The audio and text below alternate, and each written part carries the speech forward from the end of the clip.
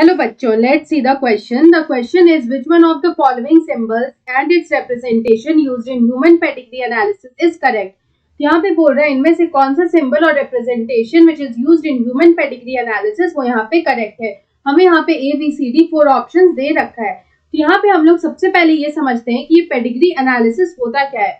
इस pedigree analysis को हम लोग यहाँ पे किस तरह से डिफाइन कर सकते हैं. तो ये जो पेडिग्री एनालिसिस होता है इसको डेवलप किया गया था समझने के लिए the inheritance of genes from parents to offspring. तो यहाँ पे हम लोग बोल सकते हैं इट वाज डेवलप्ड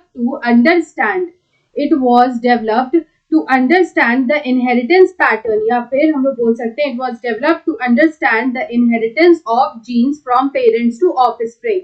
पेरेंट्स से ऑफस्प्रिंग में जो जीन्स का इनहेरिटेंस होता है उसको यहाँ पे समझने के लिए इस पेडिग्री एनालिसिस को डेवलप किया गया था. तो यहाँ पे जो ये पेडिग्री एनालिसिस होता है ये हमें डिजीज आइडेंटिफिकेशन में भी काफी ज्यादा हेल्पफुल होता है.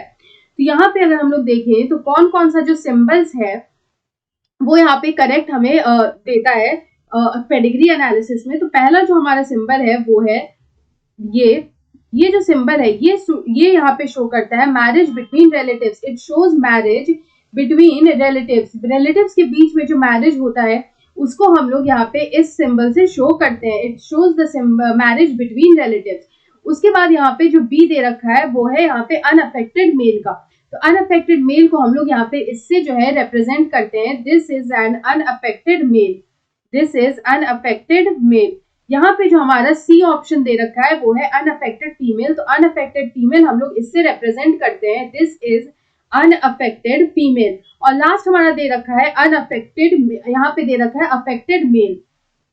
तो अफेक्टेड मेल को हम लोग यहाँ पे किस तरह से रिप्रेजेंट कर सकते हैं. तो यहाँ पे जो अफेक्टेड मेल होगा उसको हम लोग यहाँ पे इस तरह से रिप्रेजेंट करेंगे कि यहाँ पे जो स्क्वायर होगा यहाँ पे here this square which is unaffected male, इसको अगर हम लोग को अफेक्टेड देना हो तो हम लोग यहाँ पे इस तरह से इसको फिल कर देंगे. और यहाँ पे ये जो कंडीशन बनती है ये आता है हमारा अफेक्टेड मेल का. It is affected male. तो यहाँ पे अगर हम लोग देखें तो हमें यहाँ पे जो सिंबल दे रखा था वो था कुछ इस तरह का. तो यहाँ पे ये जो सिंबल होता है ये हमें शो करता है सेक्स अनआइडेंटिफाइड या अनस्पेसिफाइड. तो यहाँ पे हम लोग बोल सकते हैं दिस इज सेक्स अनआइडेंटिफाइड. और अगर इस तरह के इंडिविजुअल्स को अफेक्टेड दिखाना होता है तो हम लोग इस तरह के इंडिविजुअल को अफेक्टेड शो करते हैं.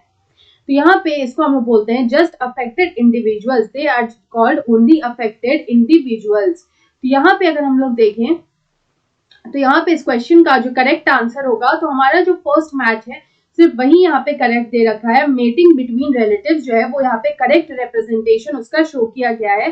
So option A is the right answer. I hope you understood it well. Best of luck.